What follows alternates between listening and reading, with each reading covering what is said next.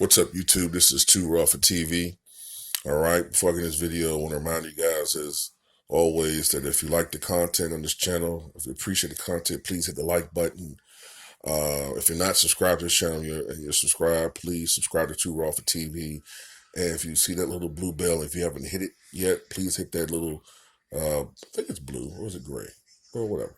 Hit that bell and make it blue so that you'll be notified of any video of this channel that drops as soon as the video drops. Now, I had a subscriber ask me to do a video about the change in the NBA when it comes to players' heights.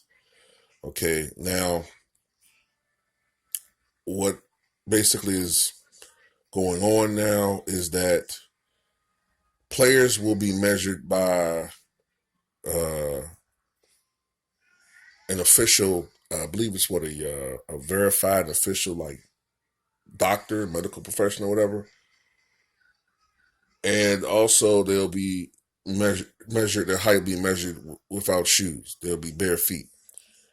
And this is a marked change since I think the 80s or the 90s, when players were basically measured sort of officially but unofficially, and measured with their shoes on. So this has always been something that I've talked about in videos recently. I say the last few years, when I would have these debates with people, and they would say, well, how can Bill Russell fit in today's league? I mean, he was only 6'9" and 215 pounds. And I would say, look, you do know that back then players were measured in barefoot, right? And usually these measurements were, the measurements that you're seeing is when they were like first drafted, you know what I'm saying? Like first came in the league. I should say when they first was signed. And you do realize that these is like when they were just coming out of college. So really, like if you want to go by the measurements of modern day with shoes on, I said Bill Russell was 6'10" and 240. Because when he, filled out, he was about 240 pounds. Same thing with Bob Pettit. Bob Pettit is listed as 6'9" and 209, but Bob Pettit at his heaviest was 240. 240, and he'd be listed as about 6'10". So that was always my argument. Now, thank you, my argument has been proven. So now we see that a lot of these NBA players are much shorter than what they've been marketed. Draymond Green has been marketed as 6'7", and he's only 6'5". All right, Kemba Walker was listed as 6'1". He's only 5'11", maybe 6 feet. Kevin Durant, they've been saying he's 7 feet tall, and I've been like, no, he's not that tall. And oh yeah, he's 7 feet tall, and he's actually 6'10". So that goes to show something too. How tall is LeBron James actually? Is LeBron James really 6'9", 6'8", or is he really more like 6'7"? Hell no, man. LeBron James is 6'9", 295 pounds of pure muscle, man. All right. So that's pretty much what I expected. I mean, I expected most of these guys to be a little bit shorter in all actuality than what was listed. Derrick Rose has been listed as 6'3", but I think Derrick Rose said himself he was only 6'1.5", which makes sense because you put on tennis shoes, you're 6'2.5" or so. You round up, and you're 6'3". Because I'm 6'2", and in shoes I'm 6'3". So yeah, that's pretty much what I always suspected. Now, this is one thing that I've noticed. I've seen some people say, well, dang, well, talking about Draymond Green, it's kind of remarkable then. It makes it even more remarkable that this guy has this height disadvantage, and he's so dominant at that power forward position. I mean, he's only 6'5", and look what he's been able to do blah, blah, blah, blah, blah, blah, blah. But that's true.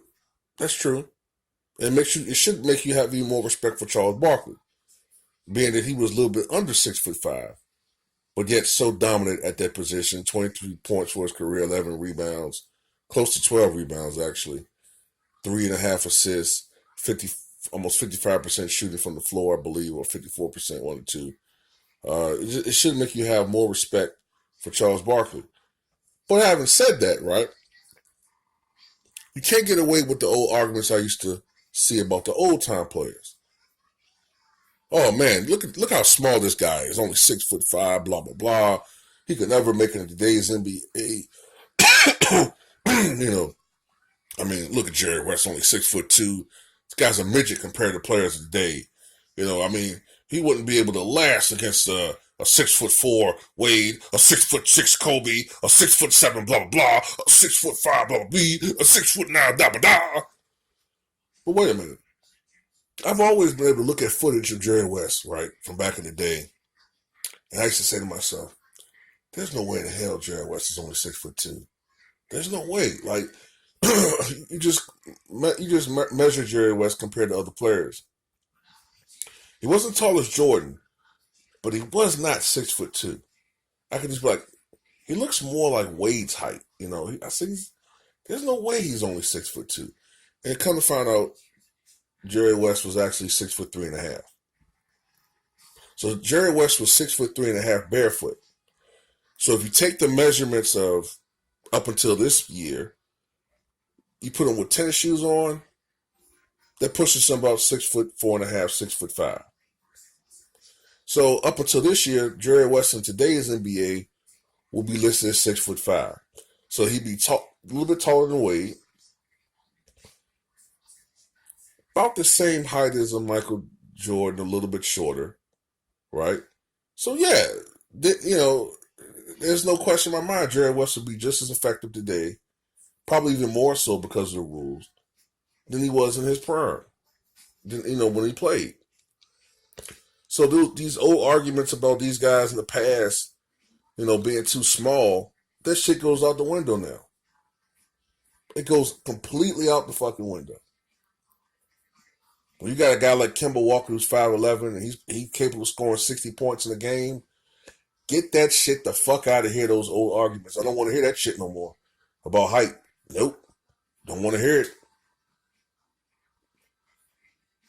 Because I'm glad the NBA did this shit, because it disproves a lot of those old stupid arguments I used to hear about how these dudes are way too small and way too this and they can't do this and that, and man, you don't know what you're talking about, man. You don't know shit about basketball, man.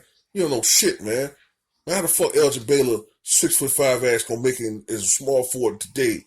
He's only 6'5". Well, actually, he'd be listed as 6'6" today.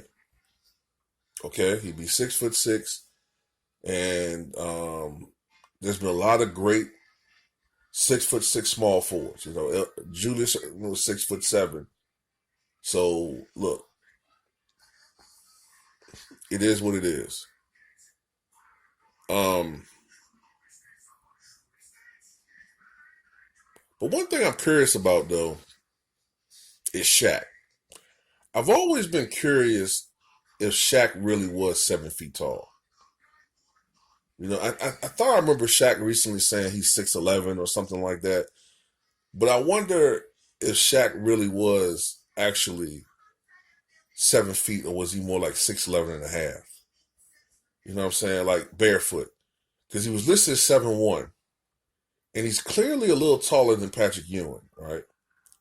But I wonder if he was. I think my guess is that Shaq in his prime was like 7 feet, just over 7, barefoot, right? And I think Patrick Ewing was more actually like 6'11.5", maybe. I always suspected Kim Olajuwon was more like 6'10.5", not 7 feet. So you could just kind of always look at some of these older players from prior generations, and you kind of could just get you kind of could just tell they weren't as tall as advertised. Like Alonzo Mourning, I think he's more like 6'9", not 6'10". Ben Wallace, more like 6'8", maybe 6'7.5", with the hair and shit. So yeah, it, these heights always have been. In my mind, I always knew that the height differential of the past guys and today is very marginal. It's very marginal because pretty much heights have been consistent, like average heights. I think in Wilt Chamberlain's and Bill Russell's time, the average height in the NBA was like 6'6", and I think today is 6'7". So there's only been an inch growth. It's always been kind of marginal, and you know. But anyway, tell me what you guys think, man, about this video. And also in closing, if you like my content, if you choose to, if you want to, you can donate in the links that you see via the PayPal and the Cash App if you choose to, if you like the content. But I strongly suggest that you guys come over to the Patreon. It's only $2 a month. And on the Patreon, they will talk about stuff that I can't talk about on YouTube for obvious reasons, censorship. But I really would like for you guys to come over to the Patreon, man. I think it's worth it. Thanks.